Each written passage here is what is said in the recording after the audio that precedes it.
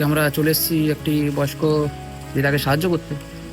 তো আপনারা যে এই বাড়িটি দেখছেন, এই বাড়িটি হচ্ছে সেই বয়স্ক দিদার বাড়ি এবং তার বাড়ির অবস্থা এতটাই খারাপ হয়ে গেছে, সে নিজের বাড়ি ছেড়ে রাস্তার উপরে বসবাস করছে। তাই আজকে আমরা চলে এসেছি সেই বয়স্ক মানুষের পাশে দাঁড়াতে। তো আমরা পুরোপুরিভাবে চেষ্টা করব যেন আমরা তার বাড়িটা ঠিকঠাক করে সে বয়স্ক মানুষটাকে তার বাড়িতে পৌঁছে দিতে পারি।